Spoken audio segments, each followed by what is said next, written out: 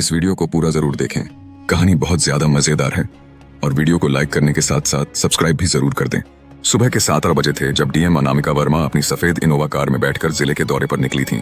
आज का दिन उनके लिए बेहद महत्वपूर्ण था क्योंकि राज्य सरकार के एक बड़े प्रोजेक्ट का उद्घाटन होना था। उनके चेहरे पर हमेशा की तरह गंभीरता थी, लेकिन आंखों में एक अजीब सी उदासी भी छुपी हुई थी। पिछले 9 सालों से वह इसी तरह अपने काम में खुद को व्यस्त रखती आई थी, जैसे कि किसी दर्द से बचने की कोशिश कर रही हो। उनका ड्राइवर शंकर धीरे धीरे गाड़ी चला रहा था क्योंकि सड़कों पर सुबह की भीड़ थी। अनामिका जी खिड़की से बाहर देख रही थी, जहां बच्चे स्कूल जा रहे थे, और हर बच्चे को देखकर उनके दिल में एक टीस सी उठती थी। वह न चाहते हुए भी अपने अतीत की यादों में खो जाती थी। अचानक सामने की सड़क पर एक अजीब सा शोर सुनाई दिया। मैडम, आगे कुछ गड़बड़ लग रही है, शंकर ने घबराहट में कहा। सड़क पर लोगों की भीड़ जमा हो रही थी और सभी एक ही दिशा में दौड़े जा रहे थे। अनामिका जी ने तुरंत गाड़ी रोकने का इशारा किया।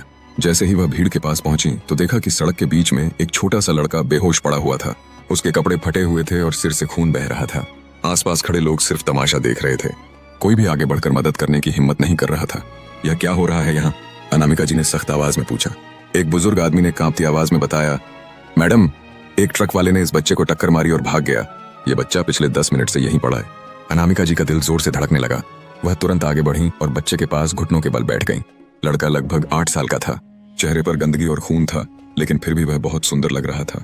जब उन्होंने उसके चेहरे को गौर से देखा तो एक अजीब सी कंपकंपी उनके पूरे शरीर में दौड़ गई। ये चेहरा, ये आंखें, कुछ तो था जो दिल को झकझोर रहा था। उन्होंने तुरंत अपना फोन निकाला और एम्बुलेंस को कॉल किया। हेलो, मैं डीएम अनामिका वर्मा बोल रही हूँ। मुझे तुरंत एम्बुलेंस चाहिए। मेन रोड पर एक बच्चे का एक्सीडेंट हुआ है, लेकिन एम्बुलेंस का इंतजार करना खतरनाक था। बच्चे की सांस धीमी पड़ रही थी। फोन रखने के बाद उन्होंने भीड़ से कहा, आप सभी लोग पीछे हट जाइए, बच्चे को सांस लेने दीजिए। शंकर, तुरंत गाड़ी लेकर आओ, अनामिका जी चिल्लाईं। वह सावधानी से बच्चे को अपनी बाहों में उठाने लगी। जैसे ही उन्होंने उसे सीने से लगाया, उन्हें ऐसा लगा मानो यह पल पहले भी जी चुकी हों। गाड़ी आते ही उन्होंने बच्चे को पीछे की सीट पर लिटाया और खुद उसके पास बैठ गईं। सीधा सिटी हॉस्पिटल चलो और जितनी तेज हो सके। रास्ते भर वह बच्चे का माथा सहलाती रहीं और उसकी नब्ज चेक करती रहीं। बेटा, आंख खोलो, कुछ नहीं हुआ है, सब ठीक हो जाएगा, वह बार बार कह रही थी। उनकी आवाज में एक माँ की चिंता साफ झलक रही थी। हॉस्पिटल पहुंचते ही अनामिका जी ने तुरंत इमरजेंसी वार्ड के डॉक्टर्स को बुलाया। डॉक्टर साहब, इस बच्चे का तुरंत इलाज शुरू करिए, पैसों की कोई चिंता नहीं है, उन्होंने कहा। बच्चे को तुरंत आईसीयू में ले जाया गया। अनामिका जी बाहर बेंच पर बैठकर इंतजार करने लगी। उनके हाथ कांप रहे थे। डॉक्टर ने बताया था कि बच्चे के सिर में चोट आई है, लेकिन खतरा टल गया है। 3 घंटे बाद जब बच्चा होश में आया तो सबसे पहले उसने अनामिका जी को ही देखा। आंटी, मैं कहाँ हूँ? उसकी आवाज बहुत कमजोर थी। बेटा, तुम हॉस्पिटल में हो, तुम्हें चोट लगी थी, लेकिन अब तुम बिल्कुल ठीक हो, अनामिका जी ने प्यार से कहा। बच्चे ने धीरे से कहा, मेरा नाम राहुल है। यह नाम सुनते ही अनामिका जी के दिल की धड़कन तेज हो गई। 9 साल पहले उन्होंने अपने बेटे का नाम भी राहुल ही रखा था। राहुल कितना प्यारा नाम है, अनामिका जी ने कहा, लेकिन उनकी आंखों में आंसू आ गए। तुम्हारे मम्मी पापा कहाँ हैं बेटा? जब उन्होंने यह सवाल पूछा तो राहुल की आंखें भर आईं। मेरे मम्मी पापा नहीं है आंटी, मैं अनाथ आश्रम में रहता हूँ, उसने रोते हुए कहा। यह सुनकर अनामिका जी का दिल टूट गया। एक 9 साल का मासूम बच्चा बिल्कुल अकेला था इस दुनिया में। कोई बात नहीं बेटा, अब मैं हूं ना तुम्हारे साथ, उन्होंने राहुल का हाथ पकड़ते हुए कहा। राहुल ने पहली बार मुस्कुराने की कोशिश की। अगले 2 दिनों तक अनामिका जी राहुल के पास ही रही। वह उसके लिए खाना लाती थी, कहानियां सुनाती थी और रात में उसे सुलाती थी। राहुल भी उनसे बहुत लगाव महसूस करने लगा था। डॉक्टर्स भी हैरान थे कि एक अजनबी बच्चे के लिए डीएम साहिबा इतनी चिंता क्यों कर रही हैं। तीसरे दिन जब राहुल को हॉस्पिटल से छुट्टी मिल गई तो अनामिका जी के सामने एक बड़ा सवाल था। राहुल को वापस अनाथ आश्रम भेजना होगा, डॉक्टर ने कहा, लेकिन अनामिका जी का दिल इसके लिए तैयार नहीं था। पिछले 3 दिनों में वह राहुल से इतना लगाव हो गया था कि अब उसे छोड़ना मुश्किल लग रहा था। डॉक्टर साहब, क्या मैं इस बच्चे को अपने साथ रख सकती हूँ? मैं इसकी सारी जिम्मेदारी उठा सकती हूँ, उन्होंने पूछा। डॉक्टर चौंक गए। लेकिन मैडम, यह तो कानूनी प्रक्रिया का मामला है, आपको अनाथ आश्रम से बात करनी होगी। अनामिका जी तुरंत अनाथ आश्रम गई और वहाँ के सुपरिंटेंडेंट से मिली।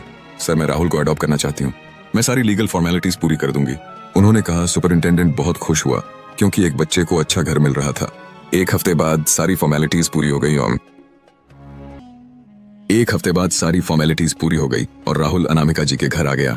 यह एक बड़ा सा बंगला था जिसमें बहुत सारे कमरे थे, लेकिन पिछले 9 सालों से यह घर बिल्कुल सुनसान था। राहुल के आने से घर में फिर से जिंदगी आ गई थी। अनामिका जी ने उसके लिए एक खूबसूरत कमरा तैयार किया था। नए कपड़े लाए थे और ढेर सारे खिलौने भी। यह सब मेरा है, राहुल ने बड़ी उत्सुकता से पूछा। हाँ बेटा, यह सब तुम्हारा है, अब यह तुम्हारा घर है, अनामिका जी ने उसे गले लगाते हुए कहा। राहुल की खुशी का ठिकाना नहीं था। पहली बार उसे एक माँ का प्यार मिल रहा था।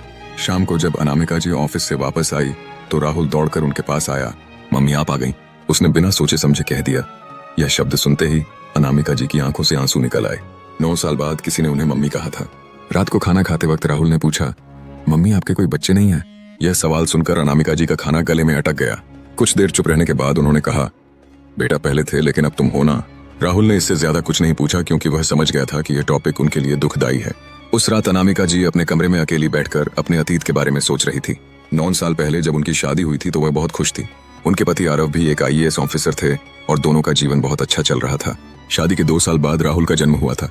वह बहुत सुंदर बच्चा था, बिल्कुल आज के राहुल की तरह, लेकिन तब वह नहीं जानती थी कि खुशी इतनी जल्दी छिन जाएगी।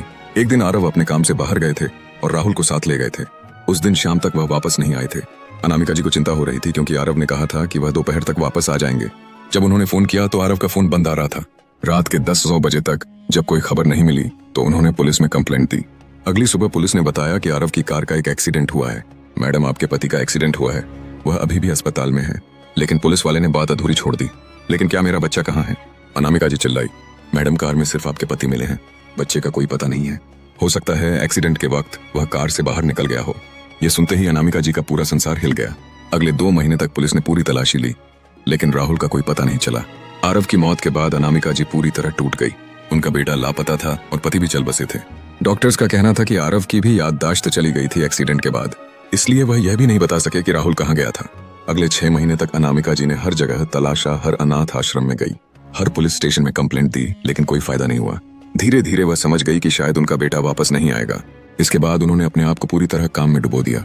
वह एक सक्सेसफुल DM बनी, लेकिन अंदर से वह हमेशा अधूरी रह गई। हर बच्चे को देखकर उन्हें अपने राहुल की याद आ जाती थी। आज जब इस नए राहुल से मिली, वह नहीं जानती थी कि यह सच में वही राहुल हो सकता है जिसे वह 9 साल से ढूंढ रही थी। अगली सुबह राहुल स्कूल जाने के लिए तैयार हो रहा था। अनामिका जी ने उसके लिए एक अच्छे स्कूल में एडमिशन करा दिया था। मम्मी मैं स्कूल जाने से डर रहा हूँ, वहाँ सब बच्चे मुझसे पूछेंगे कि मेरे असली मम्मी पापा कहाँ हैं, राहुल ने चिंता से कहा। अनामिका जी ने उसे गले लगाया, बेटा तुम सबसे कह देना कि मैं तुम्हारी मम्मी हूँ, तुम्हें किसी से डरने की जरूरत नहीं है। स्कूल ड्रॉप करने के वक्त प्रिंसिपल ने अनामिका जी से कहा, मैडम राहुल बहुत इंटेलिजेंट बच्चा है, उसने हमारे एंट्रेंस टेस्ट में बहुत अच्छे मार्क्स लाए हैं। यह सुनकर अनामिका जी को गर्व महसूस हुआ। शाम को जब राहुल स्कूल से वापस आया तो वह बहुत खुश था। मम्मी मेरे बहुत सारे दोस्त बन गए, टीचर ने भी कहा कि मैं बहुत स्मार्ट हूँ, उसने खुशी से बताया। सच में मेरा बेटा तो बहुत क्लेवर है, अनामिका जी ने प्यार से कहा। हफ्ते भर बाद अनामिका जी को ऑफिस में एक फोन आया, मैडम मैं अनाथ आश्रम से बोल रहा हूँ, हमारे पास राहुल के बारे में कुछ जानकारी है जो आप जानना चाहेंगी। सुपरिटेंडेंट ने कहा, जी हाँ बताइए। अनामिका जी ने उत्सुकता से पूछा, मैड राहुल को 9 साल पहले हमारे यहाँ लाया गया था। उस वक्त वह सिर्फ 1 साल का था। उसे किसी ने रेलवे स्टेशन के पास छोड़ा था। उसके कपड़े अच्छे थे और वह वेल फिट भी था। इससे लगता था कि वह किसी अच्छे परिवार से है। यह सुनकर अनामिका जी के दिल की धड़कन तेज हो गई। क्या उसके पास कोई पहचान का सामान था? हाँ मैडम, उसके गले में एक छोटी सी चैन थी जिसमें राहुल लिखा हुआ था।